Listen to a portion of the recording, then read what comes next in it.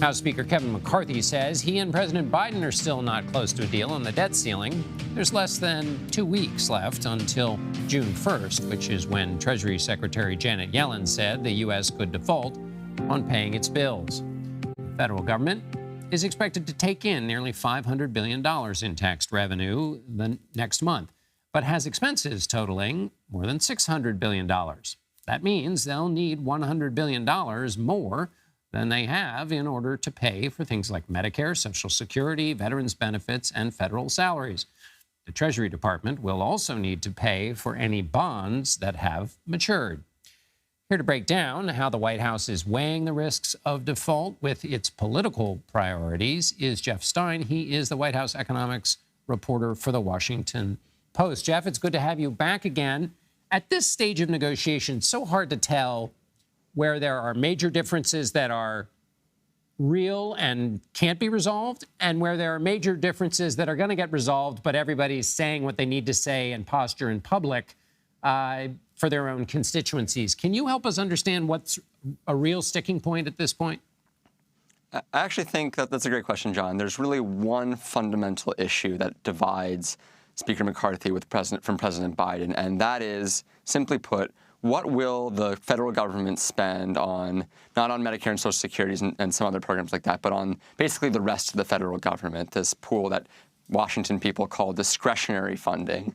And the core of the problem here is that McCarthy says a big pool of money needs to go down, that we need cuts from this year to next year. And the Biden administration is saying that basically the way that McCarthy wants to do that is extremely damaging to thousands, if not millions, of people who rely on nutrition assistance and rental assistance and other forms of critical help.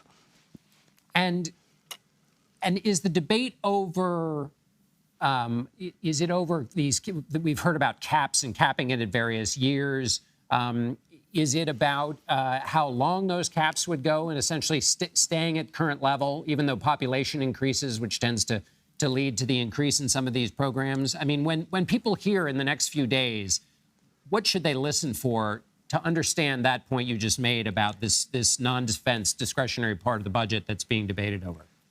Yeah, so this is a little complicated, but basically Republicans are trying to say that they want spending to go down overall in this whole part of the budget, and for money on the military, on border security, and VA veterans to go up.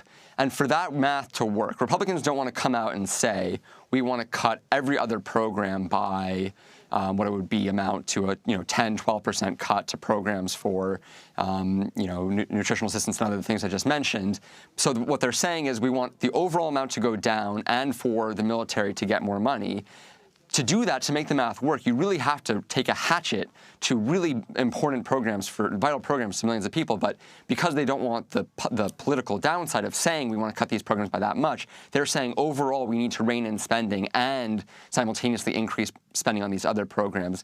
Now, your question about what's called budget caps, how long they set sort of the parameters going forward after the next year, the next 2 years, I don't think is actually going to be the sticking point. I think there's a kind of a logical middle ground that they can reach there. They could set maybe 3 or 4 years of saying, we won't raise spending by this much after that year. But the real sticking point, as far as I can tell from sources close to the negotiations, is what do we do for next year and how do we resolve this, what the White House regards as the impossible math of House Republicans that is making us barrel towards a default that would have calamitous impacts for the U.S., if not global economy.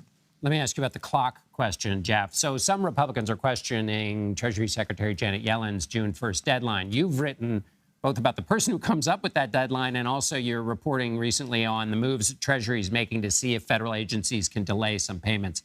So how does your reporting mesh with the doubts that are being raised about that date by Republicans?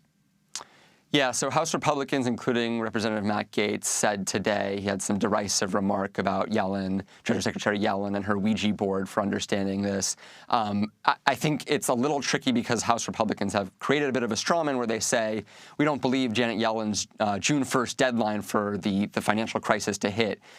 Janet Yellen has never said that the financial crisis will arrive on June 1st. What she's said is that it could happen as soon as June 1st, that the U.S. government can no longer be sure that the crisis won't arrive, that we can only be confident that it won't arrive before June 1st. And so she has always acknowledged that it could happen after. And what I reported today is that the Treasury and the Biden White House is looking for every way they can to buy a few more days, if possible, just to get us, as far as possible beyond this cliff. And the problem with that, as you're alluding to, which is I think is real, is that if House Republicans believe that this date is illusory, that it is sort of a game played by the White House, then they might not take it that seriously, and then they might actually go out over the cliff, and we could be in the Wile E. Coyote situation that no one wants to see us in. So it's a difficult situation from both perspectives. Sometimes at these stage in budget negotiations, when they're kind of close, they have a little more to work on, they basically start to say, okay, we'll resolve, if we can resolve those things, we'll pass a few little short couple of days where the debt ceiling gets raised so that a variety of things can happen, then we'll have the debt ceiling vote. Is anybody talking about that now? Because the clock is ticking and the days are drawing short. As a reporter, I hope they don't do that because I'm tired of covering this endless standoff personally. But I don't think that's in the cards either for lawmakers. Not only are they tired of dealing with this, but from the White House's perspective, they are desperate to just sort of clear the decks on this, go into 2024 with whatever lump. I mean, I think by almost any standard, this whole negotiation has been a disaster for them. And I think from McCarthy's perspective, it doesn't solve his issues either, really. So, no, I think we are in for a climactic moment here, and hopefully other things to report and write about, because the story has been going on for so long now. Right. It does have a repetitive quality, but we are very happy, Jeff, that you come and explain each repetition and its new variances. Jeff Stein, White House economics reporter for The Washington Post. Thank you. Thanks for having me on.